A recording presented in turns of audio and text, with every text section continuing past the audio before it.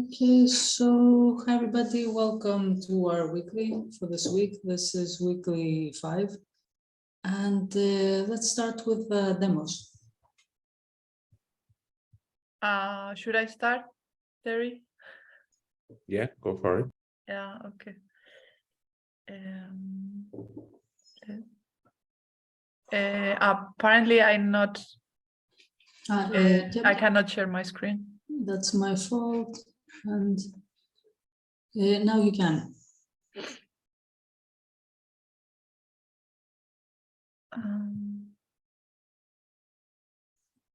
Yeah, can you see my screen?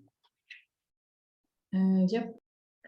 Yeah, so basically our week, like we work on the issue number 9, and this was basically our task.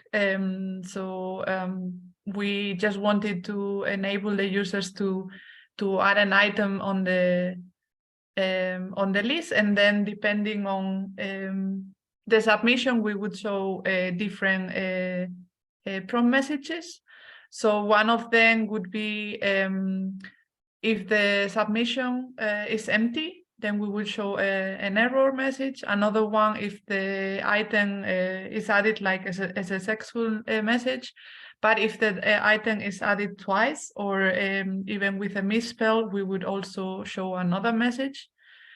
Actually, we had a question here in the beginning of the week, and now I thought about it when I read Peter's comments about the nested condition, because we were unsure about one message that was already in the code from a previous task, but I will maybe better show the code before starting to talk. So yeah, basically how we started, basically, first of all, we simply added the data as props in the add item component, because it's the component where we had to work on. So we passed them there, and then we basically yeah, added them here to work with them. And yeah, like basically all this code was here before with the form. Where we had as a value item name, and we had the event handler handle submit, so the function where we started to work on is here. So yeah, this was one of the questions that Peter had. We actually came with this approach. I cannot really right now I cannot really think of another solution, but we thought that just by taking items name, like creating an array that goes through the iterates through the whole array and simply like convert it to a lowercase and then replace all the special characters would be a way to kind of make a comparison. And we thought that it would be an easy way to implement a solution for text processing cases. So this is how we came up. And then it's true that this is a lot of nesting, but before in the code we had this try and catch, that what was doing is when the user had a list token, like a token could see immediately the list and keep adding items. And if the user didn't have a token and try to add an item, would get this error message. So we didn't want to remove this, and instead of touching this code like to not break anything, we just added this conditional inside to show these messages, these error messages, which are the new ones. And we kept this one. So our question was actually if we should keep this one. We never asked in the chat. We actually just simply kept it there. But since Peter mentioned today that maybe it's a lot, the other solution that we came up with would be just removing the catch message and then just keeping the 3 prompt messages that we had to implement. So yeah, basically we went through this, and we reviewed the code, by the way, with Patrick during the week. And actually here when the user enters the input completely empty, here we were trying to we were writing something different. We were writing item name equals empty, so apostrophes, and it was not working. And we didn't really understand why. So during the office hours, we were trying different solutions, and in the end, like Patrick was so nice to tell us that we should try this, and he also explained us how it works. So we tried, and yeah, basically it works. So this basically means that when the user enters a space on the input and tries to submit, it will get this error. And otherwise, if the user submits the item duplicated, we'll get this message. And if the item is new, we'll get this message. And if it doesn't, and if the user, this is what I mentioned before, if the user didn't have a token, will get and tries to submit an item, will get this message. So I can just go through it so that you see. You can run from the one on GitHub, the review app. You mean the here or the link? Yeah, I think you can also just use that. Okay.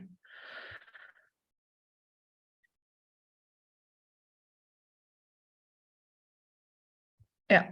So if I go here and I just type, I don't know, cheese. Yeah. If I just type it with capitals. Oops.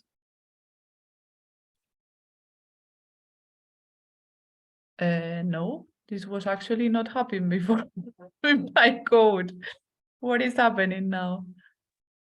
No worries. I tested yesterday, so I know it was preventing them before. So maybe it was the new code you added today. It's weird because I actually did the changes before and replied to your comment and tested it again, and it was working. So let me just. So this is on my local host. So I have a list probably because I have a token. This is what I was testing before. Well, let's see first if it works. I don't know. I had already cheese. Yeah, so it says it's duplicated because it's already there. So if I add, I don't know. Okay, it's fine. And now if I add an empty one. Okay, so here's working. Maybe there is something. Huh. Now I actually don't understand why the one in GitHub is not working. Because I pushed the code before.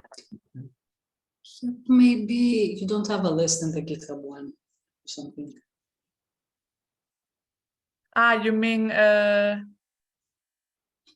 okay, yeah, could be. But It's okay. But it should be working anyway. Sorry, my computer goes a bit slow. Let me see. Okay, I don't have a token. Now I create one. Okay. Let's see. Okay. I don't know why, guys, I cannot explain. Now it seems to be working. Also, Christina, can you try a bit with special characters because you showed us the use case for capital letters, Yes. empty item, and also show us with some special characters. I don't know. Yeah, it says it's on my list. So yeah, an empty one you already saw. Oops, sorry. So yeah. And how about you don't put a space, so it's just empty? Yeah, that's the thing. I think that doesn't work because, oops,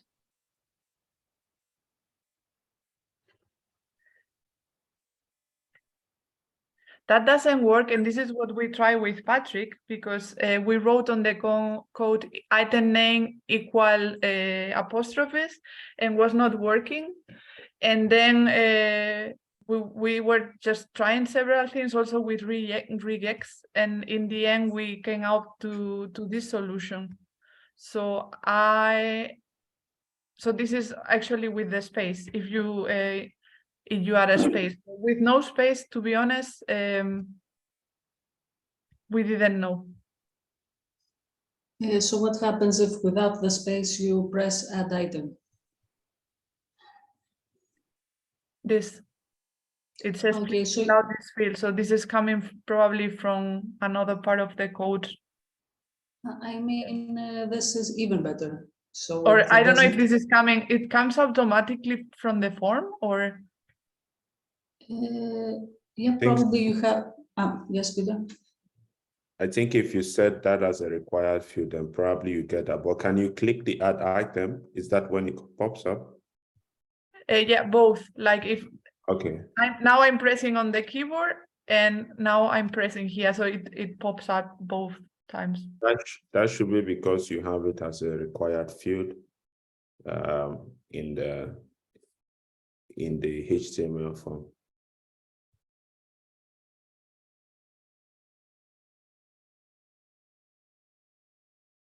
Yes, it's a required field because I know I worked on this, or we worked on this, and I don't know who again, but I think it's Anne Christian. I don't know. It was a required field. So can you see it's required? Yes. Yeah. So if I remove it, remove it.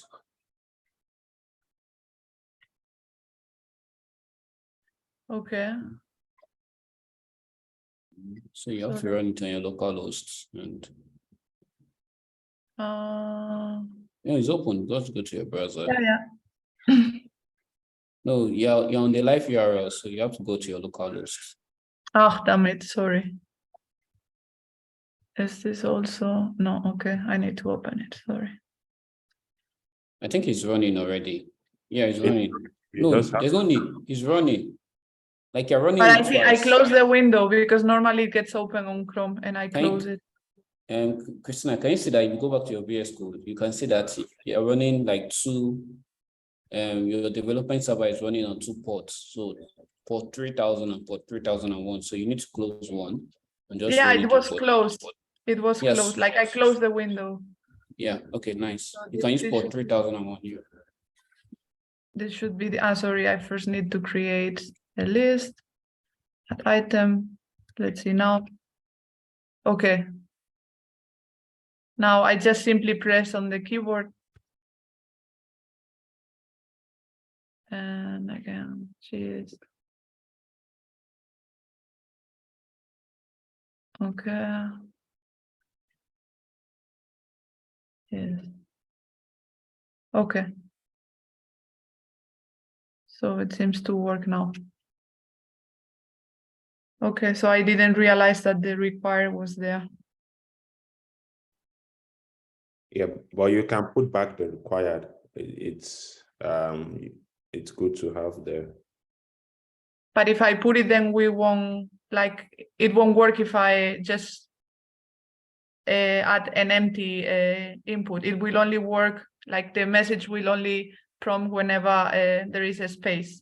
If I put a space, otherwise you will see this prompt on the form. You know what I mean? Yeah, so, but okay. Go on. Peter, go ahead. Go on. Okay. So the thing is, if the required is not there, so once you submit your form, it submits the form even when the input is blank. So for better like user experience, it's required that there should be like a pop-up informing users that you need to enter a field before you can submit the form, or you can submit the data to the database. So definitely that required is something that needs to be there, even when you're registering on, maybe signing up on a new like platform. Once the fields are not filled properly, they'll be like, oh, you need to go back and fill this or you can just put a message. If you don't want to use the required field, you can No, still it's like. not that I don't. No, it's not that I don't want to use it. I No, just I'm still telling you according like to the- some other options you can do. So if you don't want to use the required, like on the input field, you can still like have you can set a state and call that state whenever someone clicks on, whenever someone sends like a field, submit the button. So there will be a message below the input field to tell the user that you need to fill this before you can submit if the required field is not there. So there are different ways you can actually like implement this thing. Yeah, I understand what you mean. It's just that I didn't think of that according to the acceptance criteria. I didn't think of these possible solutions, but yeah, I will add it back. Yeah, and then what you, Peter, said, like regarding the nesting, like we had this solution, but also like in the end, I added this as commented. It should work, like it is the same code, but just like not so nested, let's say. And yeah, I tested it and it also works. So we can also like remove this part and just leave it, yeah, because it's like less repetitive. Yeah, I think in general it's a good work because the base functionalities, everything is working and looks good so far. Maybe just one of those, but before I leave a comment regarding that, the commented out code and my comment on pull request, I will just open it up for Gonfo or Terry to, if they have anything to say regarding your work. Yeah. Like what Peter like when you were presenting, and Christina, you rightly said that Peter told you guys about the try catch. So when I was like reviewing the code, I was like thinking about whether it was necessary to use a try catch in that instance, but I didn't want to put it because I was not sure, because I don't think I'm a senior dev yet, but I was just thinking about, why was that needed in the code? And yeah, that's just my only comment. Yeah. It was not, I guess it was not completely needed, but this came from another task and I didn't want to mess it up. And first I simply tried by adding the condition inside. But yeah, like I can remove it and it will work as well. But yeah, yeah, thank you for the feedback. Gonfo, anything to say? Or before I go to Gonfo, since we are still on the try catch one, I think it's okay to leave it there. From what I understand, the try catch is supposed to handle the case where there's an error in that code and it just tells you, oh, the item was not added in the database. So I think that should be fine, but I can say more about what I meant with the comment and the try catch later after Godful say something about the demo. Yep, I just want to say good job. I mean, the other comments covered what I want to say. And for the try catch,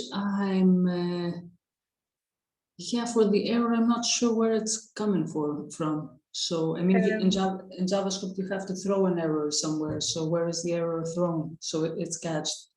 So like before it was this part only. So the try was here.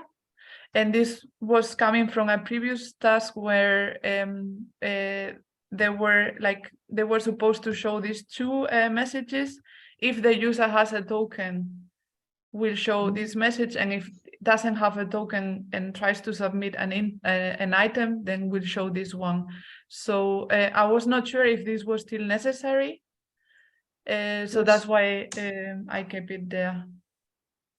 Okay, because I guess add item might be thrown an error, because the other ones, they just, what they do is they just set messages and stuff like that. They don't throw errors. So, but yeah, as you said, it's not, leaving it like this won't harm anything. But yeah, like Peter said, we can look into it in more detail, mostly so we understand how try catch works and we can use it more effectively in the future.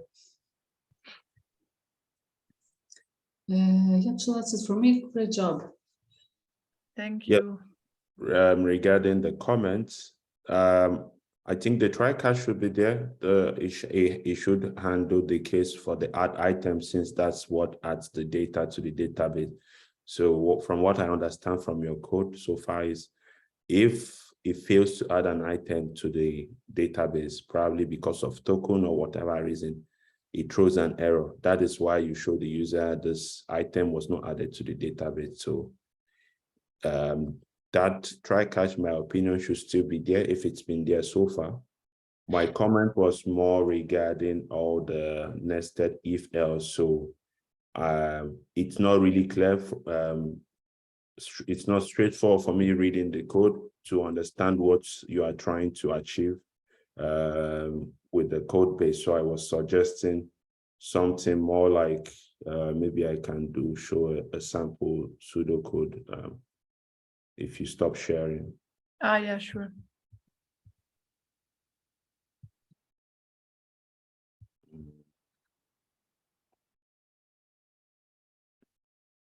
So I think you have, let me see if I find the code on GitHub.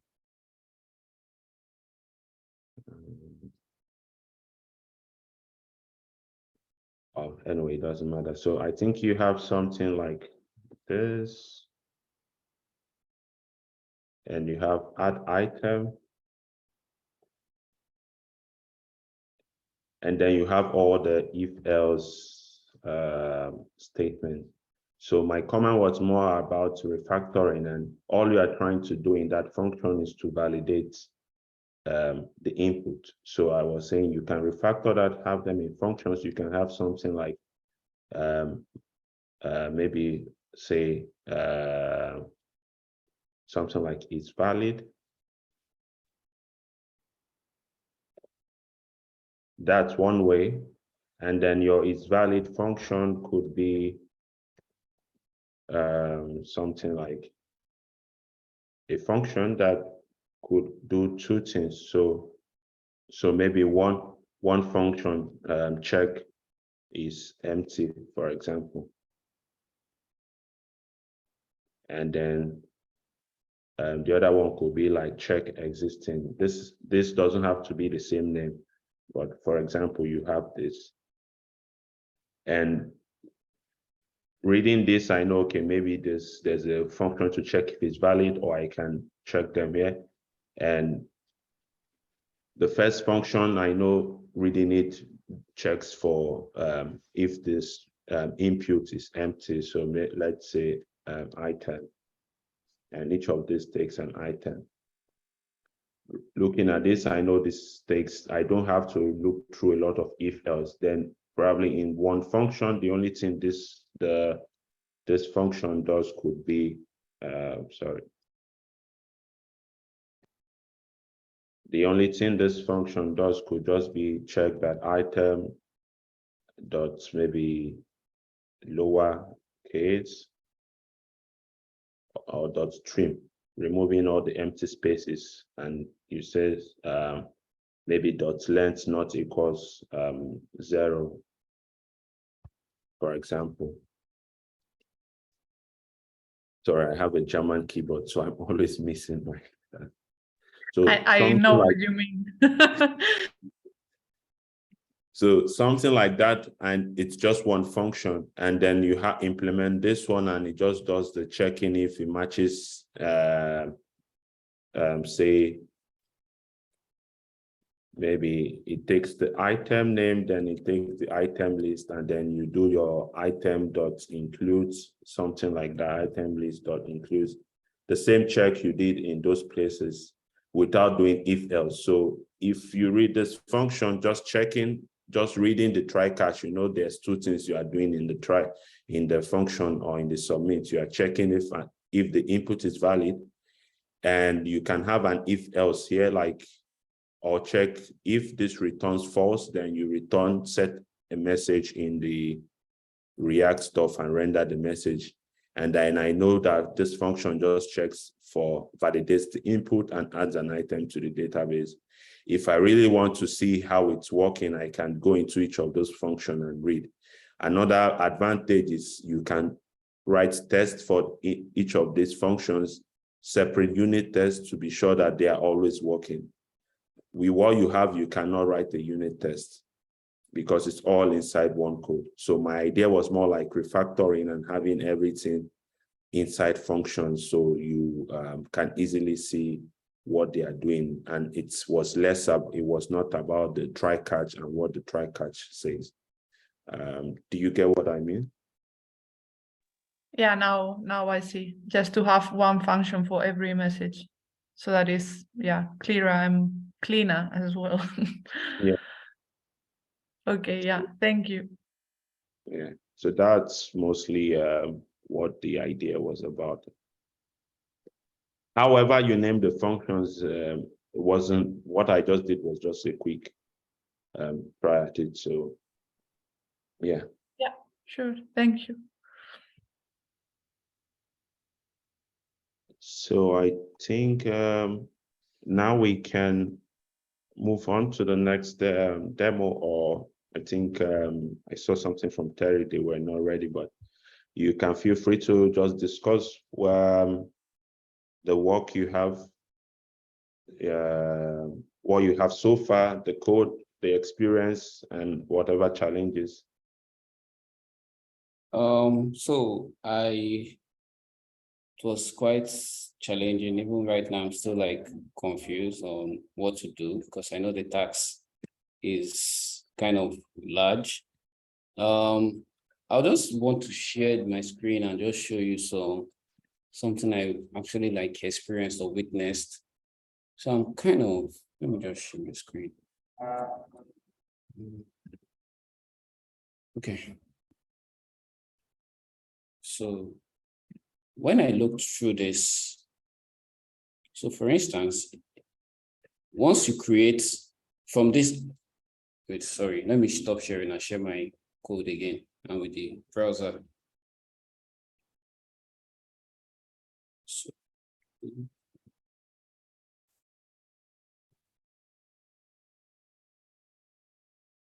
okay. So from the add item, the one we worked on the previous week, it is stated that once you're on this add item page and you add an item, if you click on any of these check boxes, it updates the Firestore to this next purchase. It's going to count like 30 days or 14 days or 7 days ahead of today. So today is 6th of November.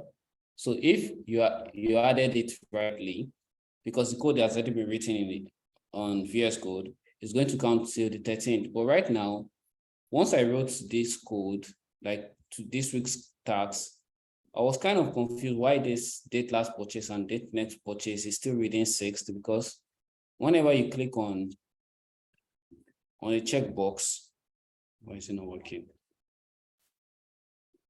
Whenever you click on a checkbox, it still updates, even though you check or uncheck the boxes, it updates it back to today's date. So I've been like confused and just been writing different codes, which I don't even understand what I'm doing again. So yeah, I told her I've been communicating with Christina and Debbie to just like check it for us, and if they have any like suggestion on how to maybe their own side.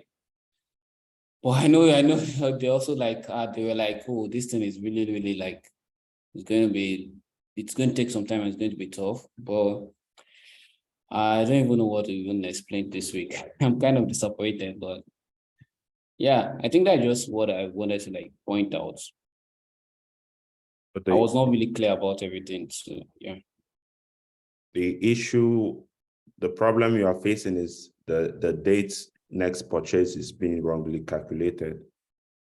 Yeah, yeah. So prior to this, so let me change it to maybe Can you share or discuss the criteria or what you are trying to achieve in general for the tick issue as well?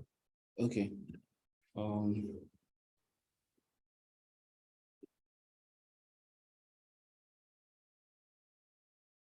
So from this now, it says that when there should be like, I want my estimated next purchase. So whenever someone clicks on the checkbox, the next purchase date should be computed at the time of, so every time you click on checkbox, the data is supposed to be updated in the database. But I'm kind of confused, seriously, because when I read this and I like checked our previous week's tax, I was like, why are they updating the tax to the date next purchase? Because if you count when you added an item, wait, now I want to show you practically, because let me check out another branch, because I'm kind of, this thing is really like confusing me, to be very honest. So let me just add maybe scissors. So if I click kind of sum and click on, so I'll go to the database, refresh.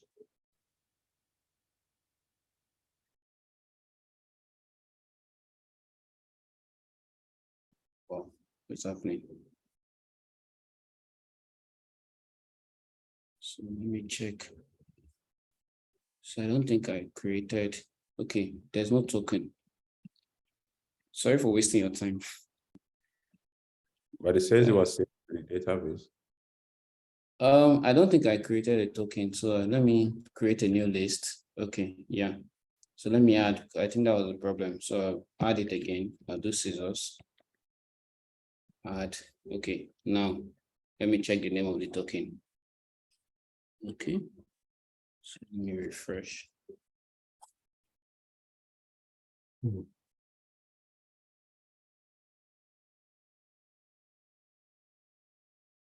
So checking this now, you can see that when I click on kind of soon, no, I clicked on kind, so it counted 7 days ahead. So 7 days from the 6th of November is 13th of November.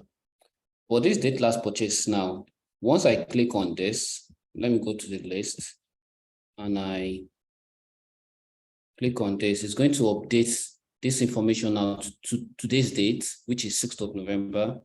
Can you see? But this is the main branch. But when I check the branch for this week, whenever I clicked on that checkbox, the date next purchase updates it back to the 6th of November. So I think my code is wrong, but I don't think I really understand everything from this week's tax. So I've been like confused, and even Victoria, I don't even know so much on what to do and yeah.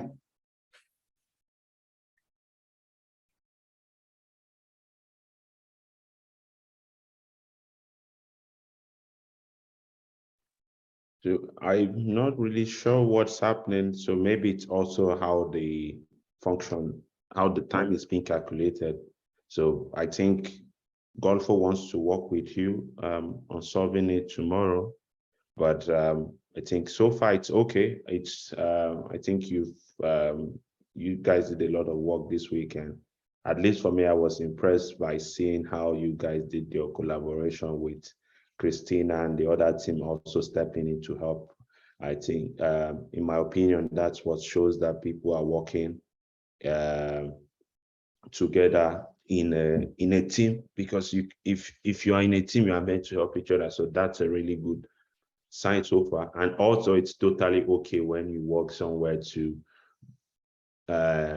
not know how to do something in the first few days, or even when you have a sprint. Usually we also always go over, we don't meet our sprint goal because what we implemented is not working, or we implement something that is buggy and we couldn't go forward with it. So it's a totally normal situation, and it's nothing to be too sad about or feel like you are not qualified. So I think it's normal, and the effort so far has been great. Any questions from the other team or other call participants?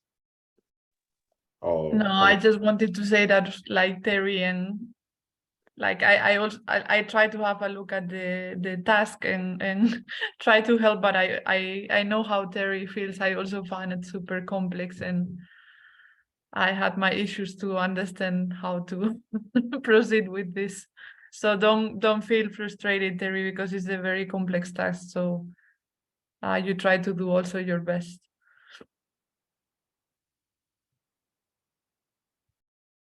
Yep, I agree. This is one of the most difficult tasks. It might even be the most difficult task. This, along with task with issue 12, are the most difficult tasks of the Collab Lab. And it clearly shows that you gave it a lot of thought and effort. So the way you were talking about it, it's not like you just abandoned it and said, okay, I don't understand, I'll abandon it. So you have learned a lot. And my suggestion is that if you've been focusing a lot on this during the week and the weekend, just take some time off, like today and tomorrow morning. Don't think about it at all. Don't worry about it at all. And we can look at it tomorrow afternoon. And I think that if you don't think about it, your mind will clear and some ideas will come to you. That was my suggestion as well. Okay, no problem. Because I know I spent the whole of today just thinking, and my head is banging me. Yeah, that backfires sometimes. We think we are productive, we spend a lot of hours on a problem, but we do the opposite and we just get tired and stressed and we don't have any result. Yeah, totally normal. And I think it's also very hard for engineers, you know, like we just want to solve problems. So when we're deep into problem, we keep going, and usually the best thing is to leave it for a while and go for a walk or get some nice sleep. And most times when you come back to it, you can just be thinking of something different, and you just realize, oh, you misunderstood it all this while in the wrong way, and you just get the answer. So it happens to everyone every day. So totally nothing to feel bad about. But yeah, if you guys pair tomorrow and you still, if there's any other thing you need, you can ask in the Slack channel, and I will try to see if there's also something I could help out. Maybe it's the values being passed into that function that is causing it.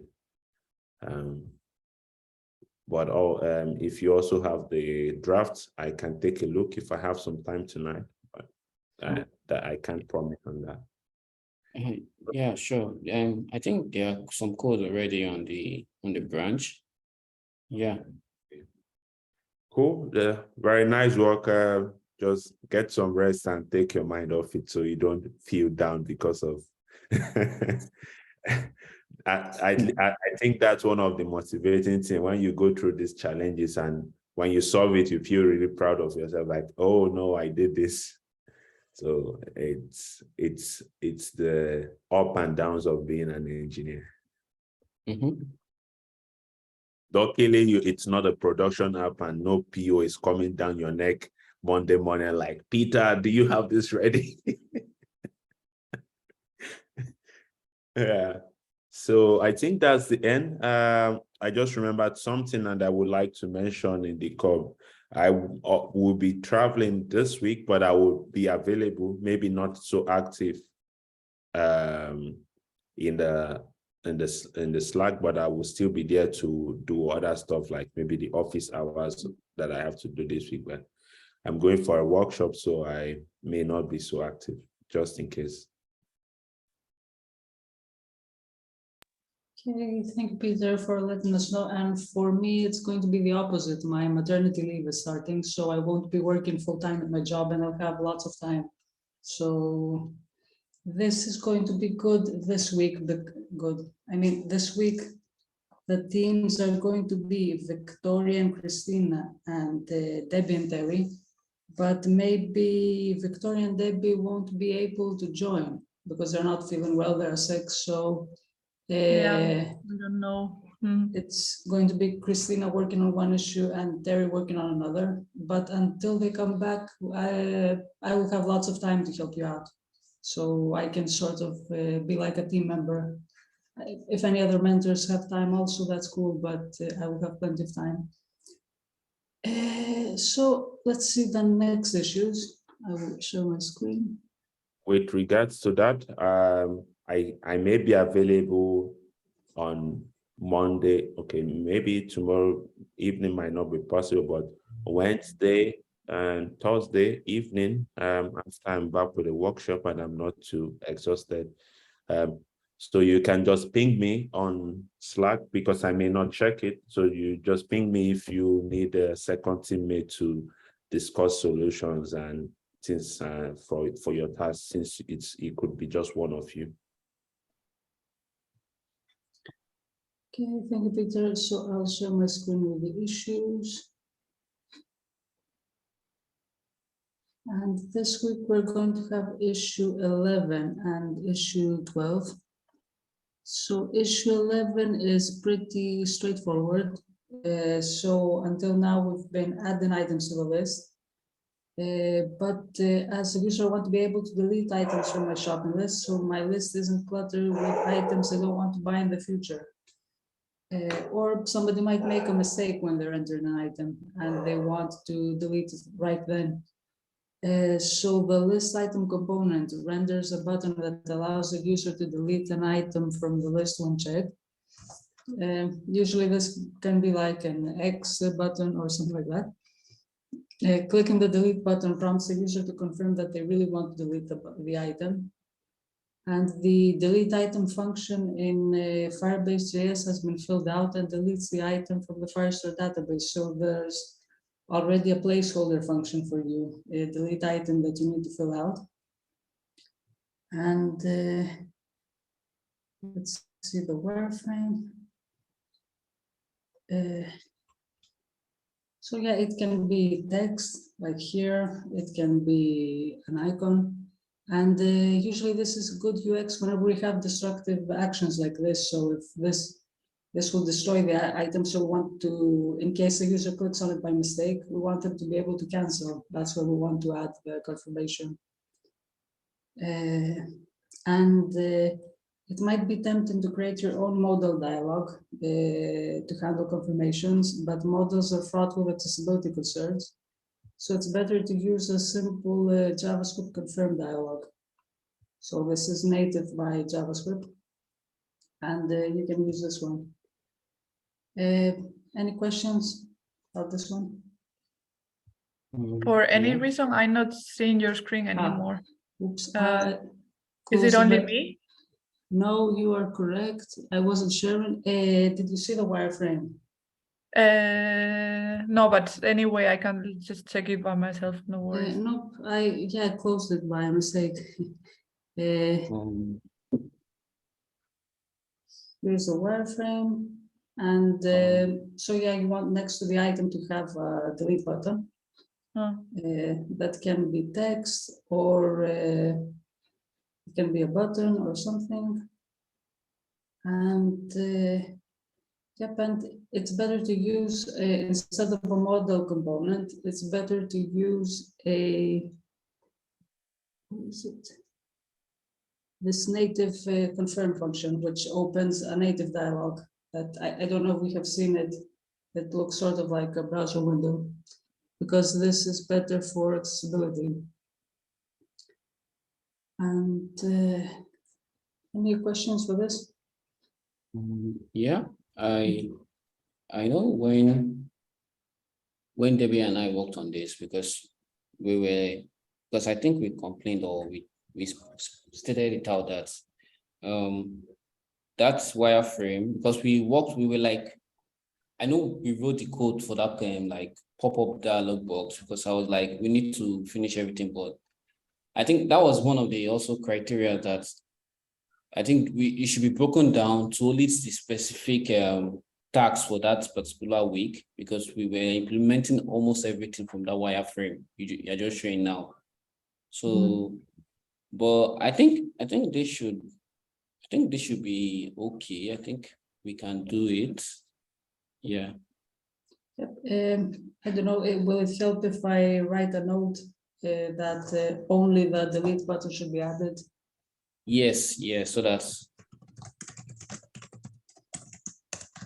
or maybe they should be broken down, like only the specific details for the week should just be stated on the wireframe. I don't know. But So the But thing I've, should I? yes, Peter, yes. The thing about wireframes is they give you a complete sense of how the end product is supposed to be. So you would not have a wireframe with just delete button, then the next week you have a wireframe button. So your designers usually give you complete. a Figma or whatever kind of file that has all flow in it, and your actual ticket or issue will describe exactly what you need to achieve. So you have to focus on what you are trying to achieve there and only look up what you would try to have from the wireframe, because that one would show the whole what you are trying to achieve, but then each task is focused on something specific.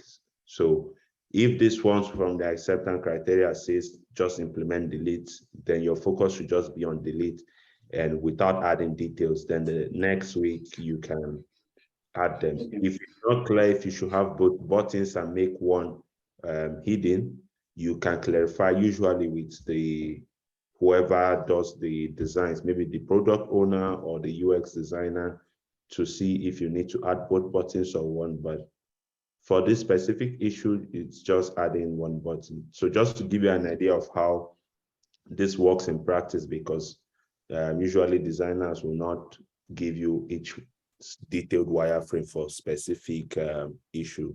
You just have to look up from the final design. Or another idea is this, that if visuals help you better, you can make your own version of the wireframe. So you grab this wireframe, you delete the stuff that aren't needed, and then maybe you show it to us mentors and say, hey, mentors, is this what we want for this week? So this, the edited wireframe can be something for you to help you out and to make things clearer. But this, I've talked about this. I've let Andrew know about this, that the wireframes maybe they should be step by step. So maybe in the next cohorts they might change it. But also Peter, he's correct that usually you get a full Figma and not step by step. Because usually it's the developers who break down, the designer gives a design, the developers break down how to make the components. Okay.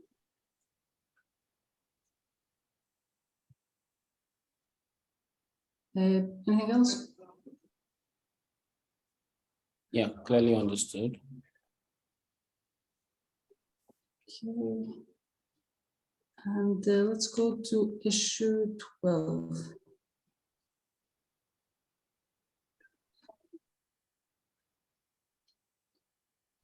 So as a user, I want to view a list of my shopping list items in order of how soon I'm likely to need to buy each of them again, so that it's clear what I need to buy soon.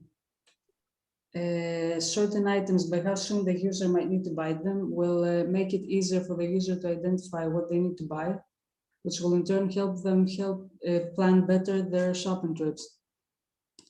To that end, we will be sorting items into 4 possible groups according to how urgently the user should buy the item. So first, let's say we have a list of items. First, we need to list the need to buy soon items. So 7 days or fewer until the next purchase. 2, the need to buy kind of soon items. So between 7 and 30 days until the next purchase. 3, need to buy not soon, 30 days or more until the next purchase. And the inactive items that 60 days have passed since the last purchase. So inactive items, it probably means that you don't need them anymore or something like that. To implement this feature, your team will need to create some new UI elements so the user knows how their items are sorted and write some logic behind the scenes to perform the sorting itself. Read the acceptance criteria and our notes carefully to be sure you understand the tasks at hand, and don't be afraid to reach out to the rest of your team and your mentors if you need help. Okay, so acceptance criteria. The items in the list are shown with an indicator that tells the user they should buy the item soon, kind of soon or not soon, or that the item is inactive. And it's very important that this urgency indicator does not rely on only color. So you can show color to help out, have something like green for soon, gray for inactive. But you shouldn't only have that, because maybe somebody is colorblind and they can't see it. And Firestore.js exports a new compare purchase urgency function with the following behaviors. Sorts inactive items last, then sorts items in ascending order of days until purchase, and sorts items with the same days until purchase alphabetically. So if you have 5 items that are all in the buy soon category, they should be sorted alphabetically. And there's also a stretch goal that if you complete all of the previous acceptance criteria, consider what happens when an item's date next purchase has passed. I mean, I suggest the stretch goal so we don't start thinking about it now. First, make sure you complete the original goal, and then we can go through the stretch goal. So I feel it's better that we don't explain it now, because it will only be more confusing. And here are some ideas for how to approach the tasks. And it will really be useful to have the get days between dates function. And remember that, but you've probably learned this until now, that the dates in the Firestore database are special timestamp objects. You'll need to call their toDate method to get a JavaScript date that we can work with. Also, as I said, it's tempting to use colors or icons to indicate how soon the user should buy an item. Keep in mind that if you use only color, a colorblind user won't be able to tell the difference between urgency indicators. And if you use icons, you have to teach users what those icons mean. And so it's better to just render plain text like soon, kind of soon, etc. to show urgency. You can still use color alongside the text, and the design of where the text goes is up to you. So try to think of a nice way to show it. And sorting the list, this will be the tricky part, that you need to sort by multiple criteria, whether the item is active or inactive. First, then by number of days until its date next purchase, and alphabetically by name if they have the same number of days until purchase. For this, you really need to understand how the sort works, and refresh yourself on how to write compare function so you can write the compare purchase urgency function. So for this, as I said, first of all, any questions? And I bet there's a lot. I think I will have a lot of questions if I have to work on this.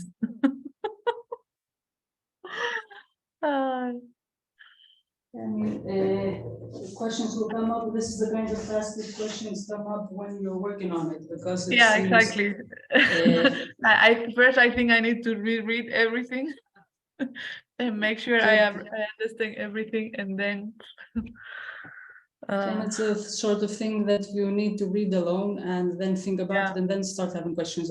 Just like this, it's difficult to understand it.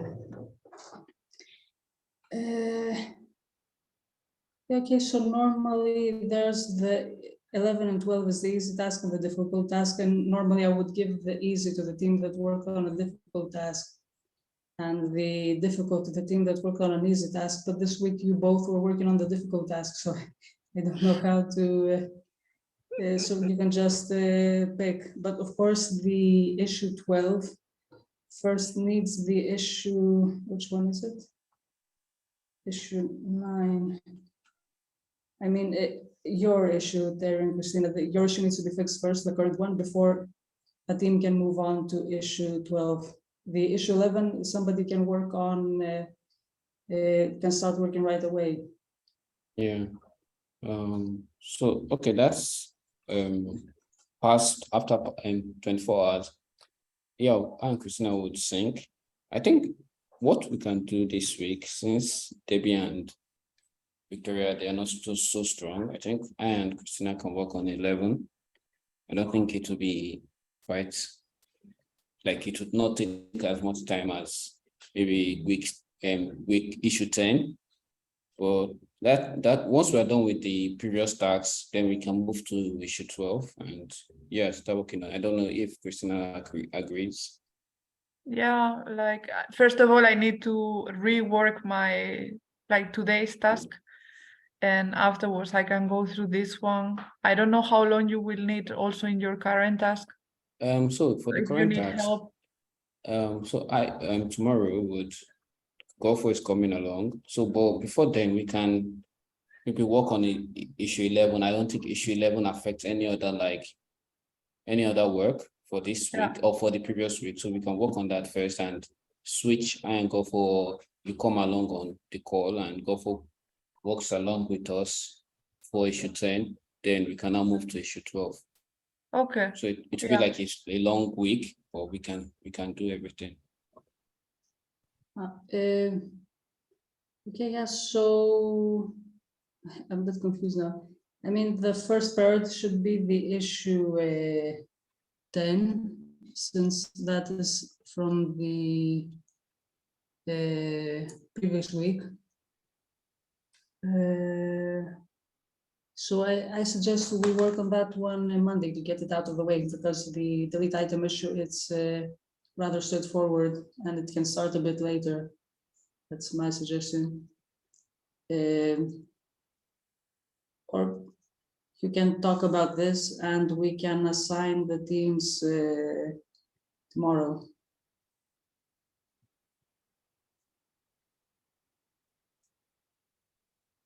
Yeah, okay. And so let's talk on Slack about how to organize this week. Yeah, also because maybe tomorrow the girls say I'm feeling good or I'm not feeling that good. So we also need to know how this is gonna be. Yeah, because for example, I mean, if you said Victoria was feeling even worse than Debbie, maybe we can assume that she won't be joining at all this week and work without her. Yeah. Okay, cool. And now I am supposed to present an accessibility module, but we are already over time and there's only 2 of you here. So my suggestion is if we can do it in during the week, so other people can join. Yeah, do you have a day in mind or you prefer to ask during the week? I can ask during the week because I'll be available the entire week, so it's no problem for me. Yeah. Okay, good. Okay, nice. Thank you very much, and let's organize again ourselves tomorrow and see how we'll handle the people who are missing. Perfect. Okay. Thank you also for your reviews and for your feedback. Okay. Have a nice evening and also a great week. Yeah, you too. Bye. Bye. Please let your teammates give the update on the channel so I know if they'll be available during the week and maybe figure out when to plan the office hours as well. Okay. I guess the office hours, I'll be handling them this week. Peter, you will be doing code reviews if you have time. Yeah, I can. Please let me know if you don't have time for the code reviews and I can handle them. All right. Okay. All right. See you. Have a nice Bye. See you.